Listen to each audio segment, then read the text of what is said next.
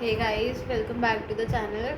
काफ़ी महीनों बाद वीडियोस डाल रहे हैं, तो अब हम स्टार्ट कर रहे हैं एमडीयू के सिलेबस के अकॉर्डिंग ऑर्गेनाइजेशनल बिहेवियर। ये बीटेक के मोस्टली सारे ब्रांचेस में सेम कॉमन सब्जेक्ट है। ऑर्गेनाइजेशनल बिहेवियर में हम पढ़ेंगे सबसे पहले यूनिट 1। जो यूनिट 1 है वो मैनेजमेंट पे है टोटल। और ऑर्गेनाइजेशनल बिहेवियर में आपको जैसे नाम से ही समझ आ रहा होगा कि ऑर्गेनाइजेशन में किसी भी इंडिविजुअल को कैसे बिहेव करना चाहिए, वो सारा है। और टॉपिक सारे ये हैं यूनिट 1 के। ठीक है, सबसे पहले मैनेजमेंट होता क्या है, पूरा कॉन्सेप्ट। और उसके बाद स्किल्स और रोल्स क्या क्या होते हैं ऑर्गेनाइजेशन में, functions of management, scope of management, importance of management, importance की मतलब क्यों ज़रूरी है मैनेजमेंट। और फिर लास्ट टॉपिक है डिफरेंस है ये मैनेजमेंट और एडमिनिस्ट्रेशन के बीच में, कि ये दोनों चीज़ें अलग कैसे हैं। ठीक है, so let's get started. Okay, तो फर्स्ट टॉपिक है हमारा कि मैनेजमेंट होता क्या है। ठीक है, मैनेजमेंट एक प्रोसेस होती है of planning, organizing, leading and controlling of resources, जिससे आप एक स्पेसिफिक गोल को अचीव कर सको।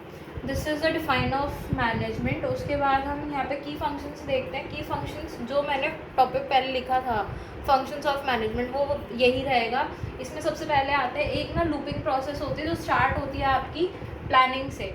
प्लानिंग से स्टार्ट होकर सेकेंड प्रोसेस हमारा रहता है ऑर्गेनाइजिंग, फिर स्टाफिंग, उसके बाद डायरेक्टिंग और लास्ट में कंट्रोलिंग। अब मैं एक एक चीज़ को एक्सप्लेन कर देती हूँ। सबसे पहले प्लानिंग, आपको काम करना क्या है, मैनेज करोगे किस चीज़ को, ठीक है, वो आएगा। फिर ऑर्गेनाइजिंग मीन्स अगर हमारे पास हमने कोई भी चीज़ प्लान कर ली, जैसे मान लो फॉर एग्जांपल मेरे को कोई शॉप खोलनी है, तो मैं उसके लिए कहूँगी कि मेरे को इक्विपमेंट्स क्या चाहिए, ऑर्गेनाइज कैसे करूँगी उन चीज़ों को। ठीक है, तो वो सारा ऑर्गेनाइजिंग में आ जाएगा। उसके बाद नेक्स्ट आता है स्टाफिंग। स्टाफिंग, अब एक अगर शॉप खुल रही है तो उसमें हो सकता है कि मैं अकेले वो सारी चीज़ मैनेज ना कर पाऊँ, मुझे कुछ एम्प्लॉयज़ चाहिएंगे। या एक बड़ा मॉल खुल रहा है तो वहाँ पे एक बंदा नहीं होता, जैसे वहाँ पे गार्ड्स भी चाहिएंगे आपके, फिर बिलिंग काउंटर पे भी चाहिएंगे, और उसके बाद हेल्पिंग के लिए भी कुछ लोग होते हैं वहाँ पे मैनेज कर रहे हैं। तो वो सारा स्टाफिंग में आता है कि एम्प्लॉयज़ क्या क्या रहेंगे और उनके क्या क्या रोल्स होंगे। उसके बाद आता है डायरेक्टिंग। अब डायरेक्टिंग कौन करेगा, कि अगर जैसे जो भी काम हो रहा है क्या वो ढंग से हो रहा है या नहीं हो रहा, तो वो डायरेक्टिंग। और उसके बाद कंट्रोलिंग आता है लास्ट प्रोसेस। और कंट्रोलिंग के बाद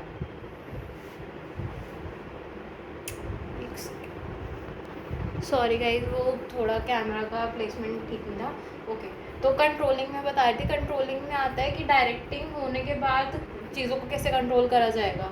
अब लास्ट प्रोसेस, इसमें ये लूप मैंने इसलिए बनाया हुआ है क्योंकि कंट्रोलिंग में भी ये रहता है कि हमारी ना कुछ चीज़ें फुलफ़िल नहीं हो पा रही हैं, कहीं ना कोई कुछ मिस्टेक्स रह जा रही है, तो उसको कैसे हम फुलफ़िल कर रहे हैं, तो उसके लिए दोबारा प्लानिंग होती है कि जहाँ पे एरर्स आ रहे हैं उसको कैसे रिड्यूस करना है, वो सारी चीज़ें।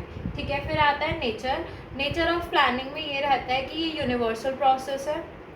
यूनिवर्सल मीन्स आप इसको हर जगह हम देखते हैं कि मैनेजमेंट अगर नहीं होगा, तो जैसे कॉलेजेस में भी हम बात करते हैं मेनली कि भाई मैनेजमेंट अच्छा नहीं है, तो मैनेजमेंट एक यूनिवर्सल प्रोसेस है। ऐसा नहीं है कि कहीं पे भी कोई चीज़ मैनेज नहीं है, जहाँ मैनेज नहीं होता वहाँ पे मैस क्रिएट हो जाता है, जैसे हम देख पाते हैं।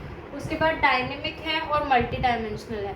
मल्टी डायमेंशनल का मतलब कि हर जगह ही यूज़ होएगा, ऐसे कोई भी फील्ड्स नहीं होते जहाँ पे मैनेजमेंट ना हो।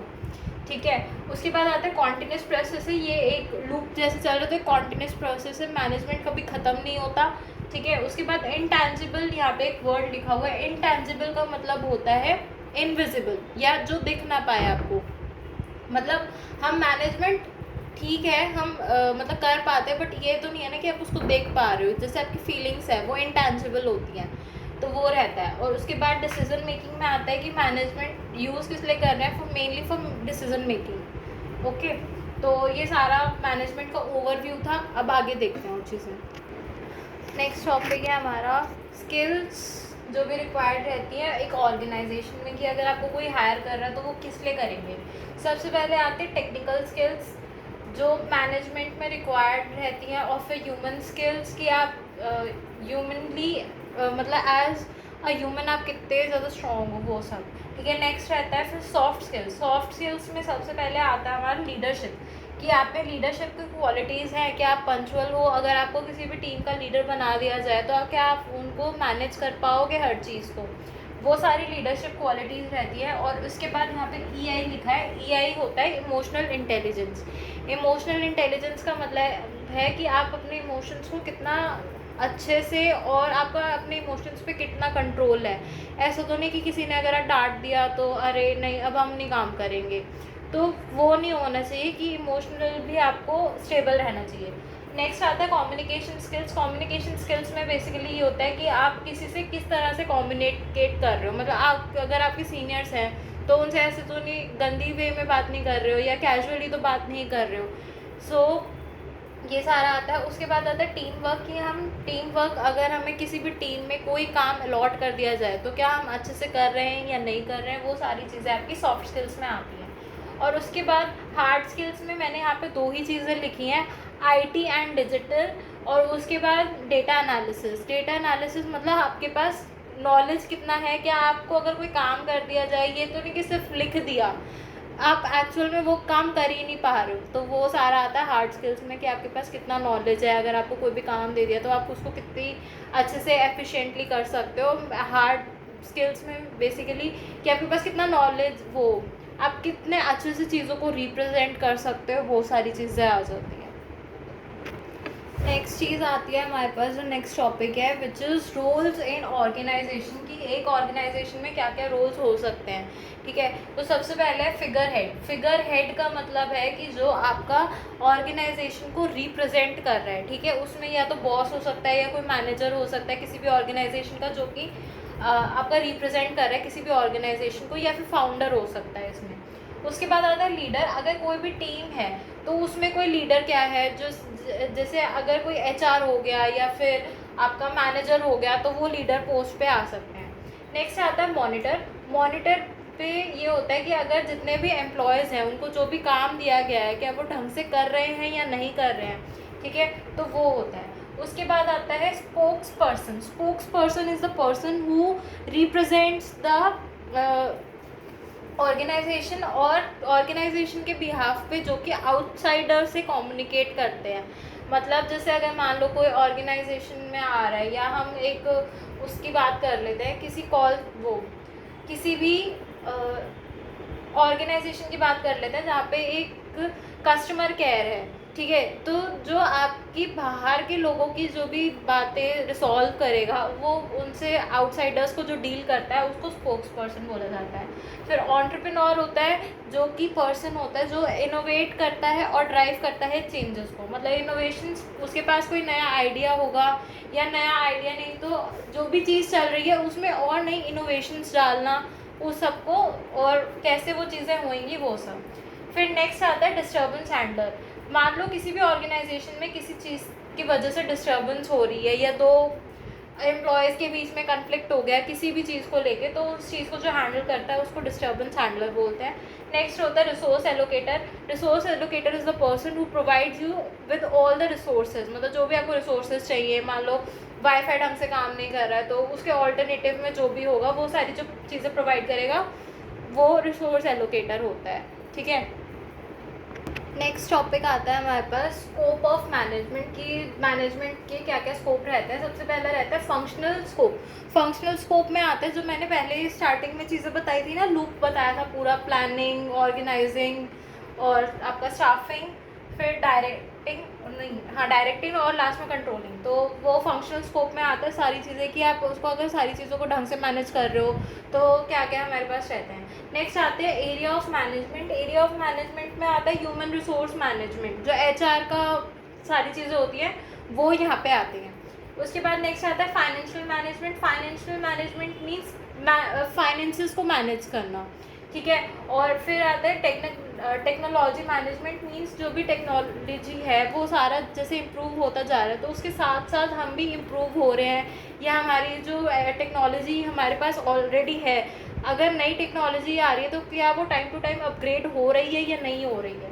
ठीक है, और फिर स्ट्रैटेजी मैनेजमेंट आता है। ये बेसिकली आपका स्पेसिफिकली लॉन्ग टर्म के लिए होता है कि अगर आपने कोई भी ऑर्गेनाइजेशन अगर आपने स्टार्ट करी है तो अगर आप उसको लॉन्ग टर्म के लिए मतलब यूज़ करना चाहते हो, या आपका कोई भी स्टार्टअप है उसको आप एक फुल टाइम बिजनेस बनाना चाहते हो, तो क्या स्ट्रैटेजीज़ आप यूज़ करोगे मैनेजमेंट की जिससे वो मतलब लॉन्ग टर्म हम उसको खींच सकें या मीन्स लाइक वो चल जाए वहाँ तक। उसके बाद आता है इंडस्ट्रियल स्कोप। इंडस्ट्रियल स्कोप में काफ़ी सारे पॉइंट्स हैं, जैसे कि बिजनेस जो कि प्रॉफिट ड्राइवन होता है। इंडस्ट्रियल स्कोप में आपका बिजनेस आता है जो कि प्रॉफिट ड्राइवन होता है। उसके बाद गवर्नमेंट और public sectors, health care, education और नॉन प्रॉफिट्स में होते हैं, जैसे कि आपकी वो हो गई NGOs हो गए, ये नॉन प्रॉफिट होता है, लेकिन वहाँ पे भी मैनेजमेंट तो लगता ही है ना, तो वो सारी चीज़ें होती हैं। नेक्स्ट टॉपिक है importance of management. Next topic है हमारा इम्पोर्टेंस ऑफ मैनेजमेंट के इम्पोर्टेंसेस क्या क्या रहते हैं। तो सबसे पहले आता है अचीव ऑर्गेनाइजेशनल गोल्स। मैनेजमेंट सबसे पहले मैंने बताया था, जब डिफ़ाइन बताई थी कि हम जितने भी प्रोसेसेस करते हैं, उसका जो पूरा लूप था वो हम इसलिए कर रहे हैं ताकि एक स्पेसिफिक गोल को हम अचीव कर सकें। वही है कि अचीविंग ऑर्गेनाइजेशनल गोल्स, ठीक है, फर्स्ट इम्पॉर्टेंट सॉरी। उसके बाद आता है इंक्रीजेज एफिशिएंसी। अगर मैनेजमेंट ढंग से हो तो काम का और ऑर्गेनाइजेशन का एफिशिएंसी भी इंक्रीज़ होता है। उसके बाद इंश्योर इफेक्टिव डिसीज़न मेकिंग। अगर वो मैनेजमेंट ढंग से हो तो हम एक इफ़ेक्टिव डिसीज़न मेकिंग भी कर सकते हैं। फिर एम्प्लॉयज़ का जितना भी मोटिवेशन है वो भी इंक्रीज़ होता है। लास्ट पॉइंट था ये। इसके बाद लास्ट टॉपिक है हमारा मैनेजमेंट और एडमिनिस्ट्रेशन के बीच में डिफरेंस। लास्ट टॉपिक है आज की वीडियो का, मैनेजमेंट एंड एडमिनिस्ट्रेशन के बीच में डिफरेंस। अब मैनेजमेंट क्या होता है, देखो अगर ढंग से बताऊं कि ना, एक बहुत बड़ा मेगा स्टोर है जहाँ पे काफ़ी सारे फ्लोर्स हैं, ठीक है। एक इलेक्ट्रॉनिक स्टोर का एग्जांपल ले लेते हैं, तो जहाँ पे काफ़ी सारे फ्लोर्स हैं, तो एक फ्लोर पे हो सकता है 1 या 2 मैनेजर्स हों, ठीक है। एक फ्लोर पे 1 या 2 मैनेजर्स हों, और ज़्यादा भी हो सकता है अगर ज़्यादा बड़ा फ्लोर है तो। और लेकिन एडमिनिस्ट्रेशन का क्या काम होता है, एडमिनिस्ट्रेशन का काम होता है जो पूरा स्टोर है उसको पूरा ओवरलुक करना। तो ये तो मेजर डिफरेंस रहता है कि मतलब ये छोटी जगह के लिए हो सकता है, छोटी ऑर्गेनाइजेशन के लिए हो सकता है, और एडमिनिस्ट्रेशन अगर ऑर्गेनाइजेशन काफ़ी बड़ी है तो उसके लिए हो सकता है। और एडमिनिस्ट्रेशन में भी मैनेजमेंट आएगा ही, कि मतलब जैसे फ्लोर वाइज का अगर मैंने एग्जांपल दिया तो, ठीक है। तो उसके बाद क्या है, इसका क्या काम होता है मैनेजमेंट का काम होता है सिर्फ एक स्पेसिफिक गोल को अचीव करना, ठीक है। इसकी डिफाइन वही वाली रहेगी, स्टार्टिंग वाली। और जबकि एडमिनिस्ट्रेशन का क्या काम होता है, जितनी भी उसकी बड़ी ऑर्गेनाइजेशन है उस पर सारा ओवरसी करना कि सारे काम ढंग से हो रहा है या नहीं हो रहा है, ठीक है, तो वो रहता है। उसके बाद यहाँ पे इसका जो गोल होता है, फोकस किस चीज़ पे रहता है मैनेजमेंट का काम रहता है कि पॉलिसीज़ को एग्जीक्यूट करना। अब पॉलिसीज़ बनाएगा कौन, एडमिनिस्ट्रेशन एक पॉलिसी देगा कि भाई हमारी ये पॉलिसी है और तुम्हें ये चीज़ करनी है, और वो तुम पे डिपेंड करता है कि कैसे करनी है। मैनेजमेंट का काम रहेगा कि उसको जो पॉलिसीज़ प्रोवाइड करी गई हैं बाय द एडमिनिस्ट्रेशन कि उसको ढंग से एग्जीक्यूट करें, ठीक है। उसके बाद रहता है मिडिल और लोअर लेवल मैनेजर्स, इसको सारा काम करते हैं मैनेजमेंट को। और जबकि एडमिनिस्ट्रेशन जो होता है वो टॉप लेवल एग्जीक्यूटिव्स होंगे, जो पॉलिसीज़ बनाएंगे वो मैनेजर्स का काम नहीं होता, वो बड़े लेवल के जो होते हैं, जैसे हायर मैनेजर्स हो गए या फाउंडर हो गया, या किसी भी ऑर्गेनाइजेशन का जो भी टॉप हेड है, CEO हो गया, वो सारे काम करेंगे, ठीक है। अब जो इनके डिसीजंस रहते हैं वो कैसे रहते हैं कि ऑपरेशनल डिसीजन, कि कोई भी काम करना है तो वो चीज़ होगी कैसे, अचीव कैसे करनी, क्या ऑपरेशंस लगाएं, वो सारी चीज़ होती हैं, ठीक है। इसके बाद एडमिनिस्ट्रेशन में होते हैं स्ट्रैटेजी और पॉलिसी रिलेटेड होता है ये सारा काम। Okay, so this was the last topic of the video. मैंने काफ़ी ज़्यादा जल्दी वाइंड अप कर दिया है सारी चीज़ें, एक आधे टॉपिक्स शायद छूट गए हों, लेकिन अगर आपको इसके लिंक चाहिए नोट्स का, तो एक ChatGPT का मेरे पास लिंक है, that I will be providing you. But उसके लिए आपको पहले कमेंट सेक्शन पे नोट्स टाइप कर देना जिसको भी नोट्स चाहिए, अदरवाइज मैं इतना मोर देन इनफ है कि पेपर के लिए सफिशेंट है। अगर क्विक रिविजन करना हो तो उसके लिए सही है ये, ठीक है। So this was all about the video अच्छा लगा हो लाइक करो, शेयर करो फ्रेंड्स के साथ। और सेशनल्स या आपके सेमेस्टर एग्जाम्स के लिए अगर क्विक रिवीजन चाहिए हो तो आई थिंक ये वीडियो मोर देन इनफ है, और MDU रिलेटेड सारा सिलेबस है ये, ठीक है। So thank you so much.